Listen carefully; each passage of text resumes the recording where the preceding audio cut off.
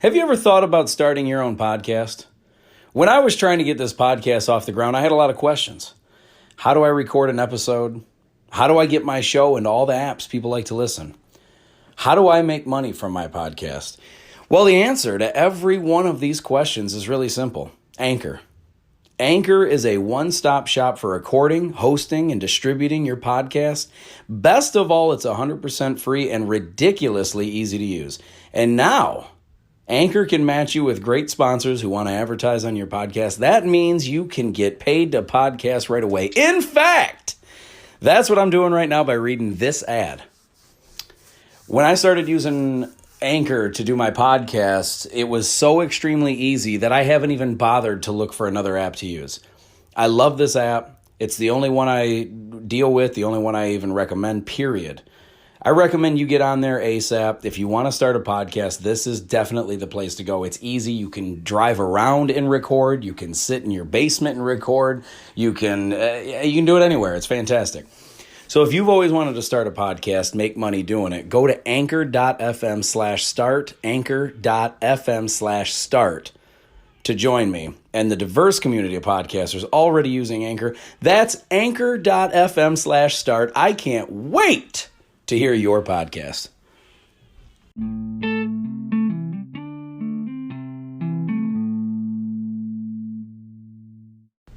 What is going on, ladies and gentlemen? Welcome back to the Really Rich Podcast. You know who this is, Adam Rich, obviously the only person that's hosting this show. That being said, no. Sorry I've been gone for a little while. The COVID's caught me. The COVID got me, and luckily everyone is fine in my family. I'm all good, but it did get me. And I don't even know how or where. I mean, obviously it's out in the world, but I've been very cautious for the last, since the pandemic started, really. It's been around for basically about 2 years now, and I finally got it. And I just have to say, for me personally, I just wanted to share my personal experience with this because it affects everyone differently, clearly. My wife also got it, but she got hit with it a lot harder than I did. I don't know why exactly. Obviously, like I said, it affects everyone differently. Our bodies are different. But me, it's very strange because it didn't really, I'm not trying to downplay it or anything, but it didn't really affect me that bad. It made me feel very worn out. But I never had, they talk about flu-like symptoms. And they talk, there was a couple of hours in one day where I felt like I had kind of a chill, where I felt like a little cold and everything. And I felt kind of hot in the face, in the head. But other than that, the major feeling that I got from everything was it was kind of sensitive in my head. The top of my head felt kind of sensitive or tender, if I touched it. And my shoulders, were kind of real sensitive and tender, if I touched them. They were just real achy and sore, but only in the head and the top of my shoulders.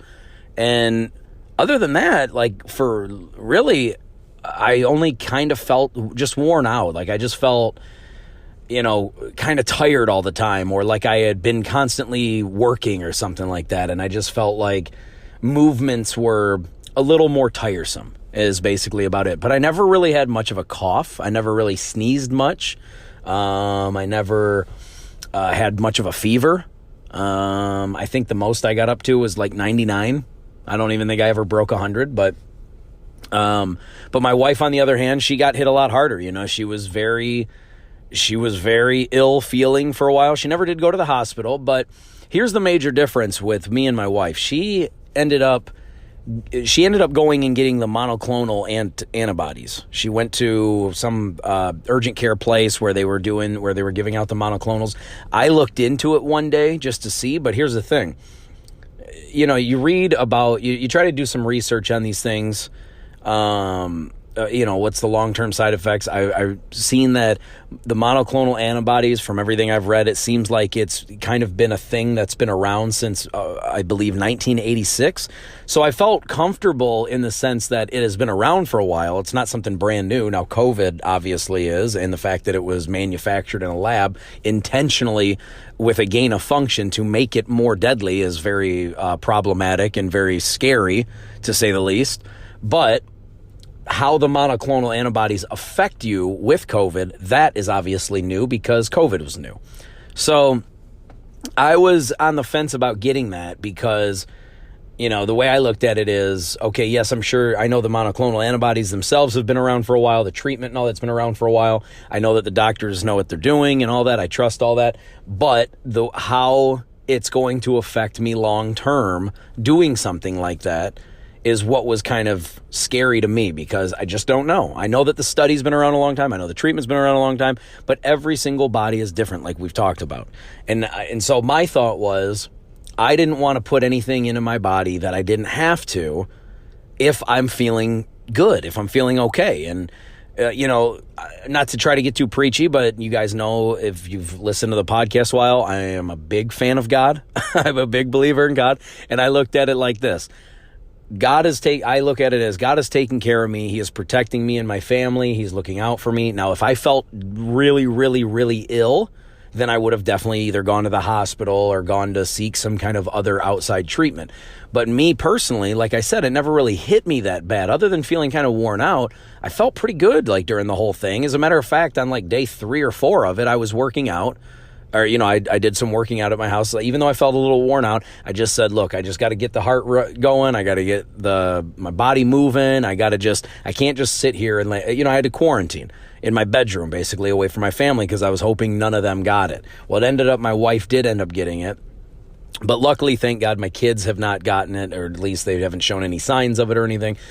They're very young. One's a baby, one's almost 3. So, my daughter's been very spry and very alive around the house, and she hasn't shown any signs at all of COVID, so we didn't want to worry about getting her tested or anything. Now, my son is teething right now, and so during teething, children can get fevers very easily from teething. My daughter did when she was teething, and now my son's got 2 teeth coming in, and he had a fever, so of course my wife and I were concerned that maybe it was COVID, but we did a home test, and we sent it out. We're still waiting for the results. It looks like so far, his fever has kind of gone, and he doesn't seem to be like coughing or acting different or weird. He's not really sneezing a whole lot. So we're hoping for the best there. He doesn't really seem to be showing many signs of the COVID other than, like I said, a fever a few days ago. But my wife is doing so much better now that she decided to go get the monoclonal antibodies. And she did that because she was feeling so much worse than I was. She could barely even drive herself there to do it.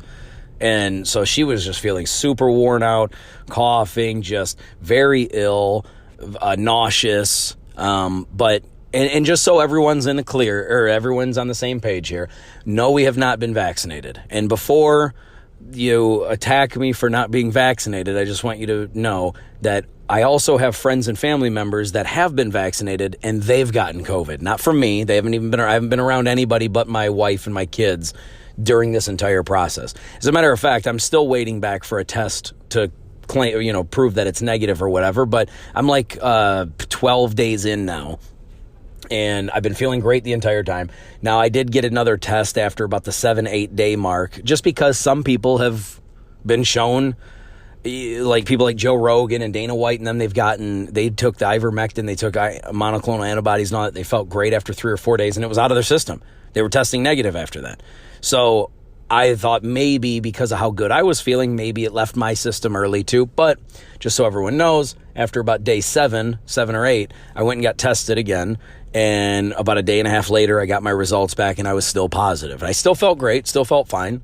The one thing that is weird, though, that I've gotten in... and before I finish, though, my wife did get the monoclonal antibodies, and within like 48 hours, she started feeling a lot better. So I'm not telling people what to do with their bodies. You make your own decisions. Like I said, I did not go get the monoclonals. My wife did. She's been feeling a lot better after about the second day. After 24 hours, she still felt basically the same, she said.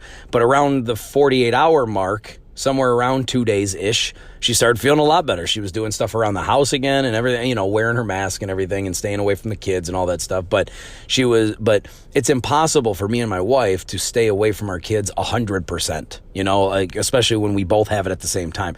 Now, when I first got it, I stayed in my bedroom for like 4 straight days until my wife started feeling terrible, and she got tested, and then she showed that she had it. So after that, we were like, well, look, we're going to have to be as safe as we can, but we can't just We can't just drop off our kids somewhere for 2 weeks. We have to be around them. We just have to be as safe as possible. And we have been, like I said, the kids haven't really shown any signs of having COVID.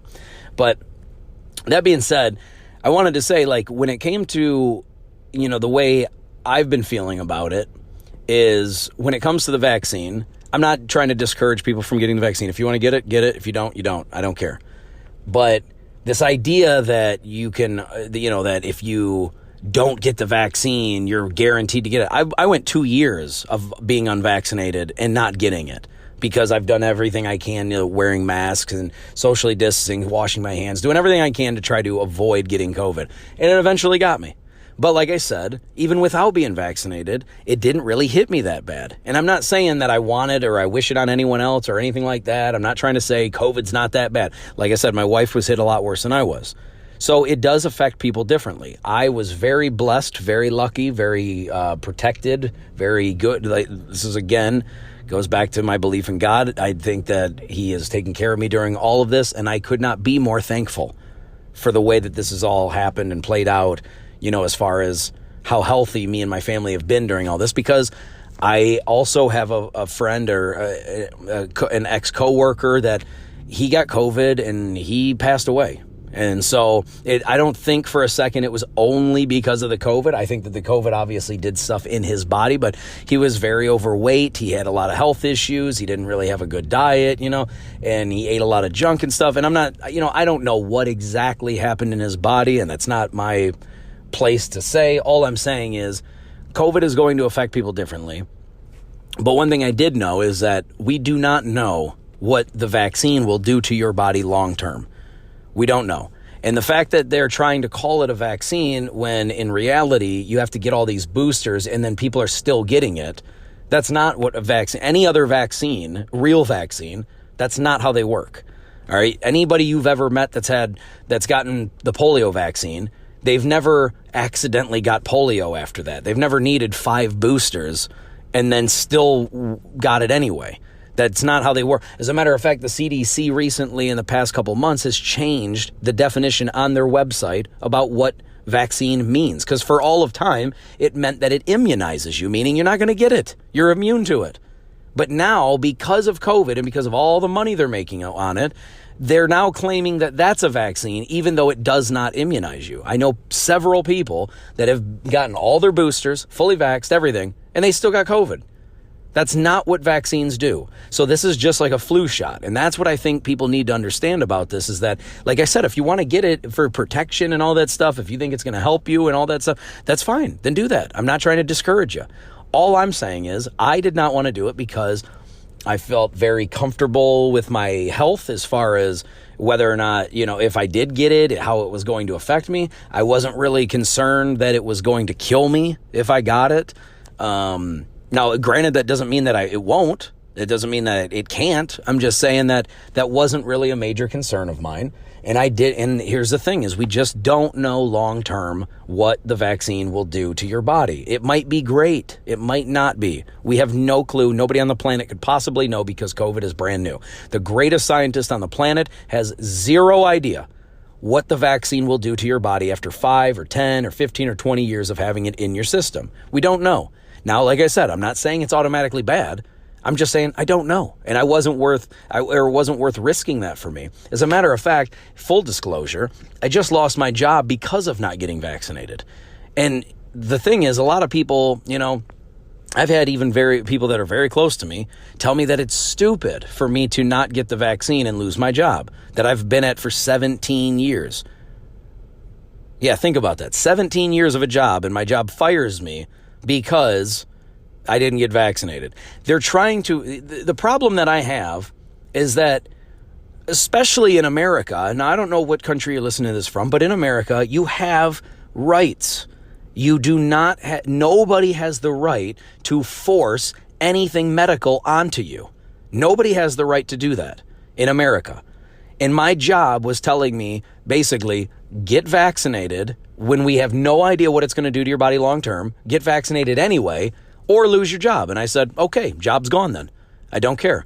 I'm not having any medical decision in my life forced upon me by anybody. And my job to be perfectly honest, now that I don't work there anymore, I can be honest about it. The job kind of sucked anyway. You know, it wasn't really, I'm not trying to say anything bad. The job itself was good, but the management was awful. The management was absolutely terrible. And so the fact that, you know, and it didn't start like that, okay? I didn't spend 17 years at a place that had terrible management. It became terrible because of the new leadership. There was the president of the company. I've told this story before, but for those who haven't heard it, the management in that company before was very good. There was a guy that ran the place. His name was Bob Racy, and he was incredible. I don't mind sharing his name because I have nothing negative or bad to say about him. He was an absolutely incredible human being that cared about you, your family. He didn't even care about your job. He cared about you. Like if he came out there to talk to you, he wanted to know about you and your family and how you're doing. He did not ever care about how your job is actually doing right now. You know, unless it's bad, then he wants to help. But the point is, he was awesome. And it was a phenomenal place to work for a very long time. But when he got a little older and needed to retire, he handed over the reins to the vice president, who is now just a complete buffoon when it comes to managing a business. The business itself has gone so down. Now, granted, they're making money hand over fist because all they're doing is cutting costs and taking from their employees. So the company has become terrible anyway. So I did not want to sacrifice the health of me and my family long term with the vaccine or supposed vaccine, whatever you want to call it, the jab, if you will. I did not want to sacrifice my potential life over that job, you know? And so I'm kind of blessed in the situation because it gives me an opportunity to now go on and find something else, which I've been getting sick of that place for a long time anyway. The only reason I stayed there is because of the comfort, the pay, the familiarity, the people. I loved the people that I worked with. I just hated the management because it was so awful. And now the place is getting, you know, worse and worse and worse. They're losing money now. They're losing employees. They just don't know what they're doing. So I'm not going to name the company. I don't need to bury the company as a whole. I'm just trying to give you an idea of where my decision making in all of this was. It was not worth it to me, especially for this major reason right here. When it comes to medicines, you can go after people. You can go after companies that make medicine. You can go after companies that make food. You can go after the food and the drug. But you cannot sue vaccine companies. That's the thing. You cannot sue a company over, like they don't have liability when it comes to a vaccine. And that is why they're calling this drug, this shot that they're giving people, that's why they're calling it a vaccine. Because you cannot hold them accountable for if something bad happens to you. Look it up. The FDA has already issued out warnings that they're not talking about publicly, but it is on their website. You can go look it up for yourself. It is causing major heart inflammation in so many people. There's a warning on the FDA site about heart inflammation issues. The cases of children between 5 to 11 who have been vaccinated, the cases of heart inflammation is rising dramatically. It's called myocarditis. It is rising dramatically after these kids and young adults are getting the vaccine. So it's not like it's perfectly safe. All right. It might be. It might not give you heart inflammation. It might not give you blood clots. It might not affect your blood and your heart and give aneurysms and strokes and all that. It might not do any of those things. However, it might. And so I was not willing to risk putting that in my body, not having a clue on the planet what it will do to me personally. And when especially, let's just say worst case scenario, it did kill me. Let's just say something happened. My heart explodes from getting the vaccine. And then all of a sudden I'm dead. My wife and kids are now left with, my wife will have no husband and my kids will have no dad. And there's nothing they can get in return for this. You can't sue the companies that give the vaccine because they're labeled as a vaccine. So, like I said, this isn't a big rant trying to get you to talk you out of getting the vaccine. If you want to take that risk, go ahead. I am not trying to discourage it. My mom and dad got it. I love my parents. I want nothing but the best for them. I hope it works out great. But I did not want to get it for me because of the fact that if something happened to me, my wife and kids are now left without a husband and father because I took a chance on something that we have no idea what it's going to do to you long term. So That is why I did not get the vaccine. People I know that did get the vaccine are still getting it, are still getting COVID. And so to me, the risk was, it was a simple decision. It was easy. Now, it has caused a lot of problems, obviously, because I lost my job. But like I said, screw that job. That's the way I look at it. That if any job is going to fire you because you're not willing to let them force a medical decision onto you, screw that job. Go find a better one that cares about your life and your freedom. Okay? And I understand that not everyone lives in America. Not everyone has the liberty to be able to do this. Some people are forced. They don't have a decision. They have to make this tough call and hope for the best. And I pray to God that it works out great for you. I don't want to see anybody get harmed, whether you do take it, the jab, or you don't. I want to see good things for everyone. Well, good people. I don't care to see good things for bad people. But I care to see bad people change their ways and become good people. And then I want nothing but good things for those good people. That's what I want. But the bottom line is, people, this is your life. This is your decision. You have to make this for yourself. So I'm going to end it with this. I don't want to rant any longer. This is already a long podcast clip, whatever you want to call it. But I just wanted people to understand what was going on in my life, how everything happened, how everything hit me and my family, how we're responding, how our health is. We're all doing great right now. If you're the praying type, please keep praying for us for a good recovery. We're not completely through the woods yet and everything, but please, thoughts, prayers for me and my family, and for anyone that you care about that has been affected by this pandemic and the COVID and all that, and the people in power that are trying to force your medical decisions on you. May God have mercy on their soul, because it's going to be a rough time for them in the long run. But that being said, people, I hope nothing but the best for you. I love each and every one of you who are listening, and I hope that whether you got the jab or you didn't, I hope nothing but good health for you. And I hope that you're going to have a wonderful Christmas, whether you celebrate it or not. Wonderful holidays. I love each and every one of you, and I thank you so much for listening. If you want to get a hold of me, you know where to find me. It's Adam Rich on almost every platform.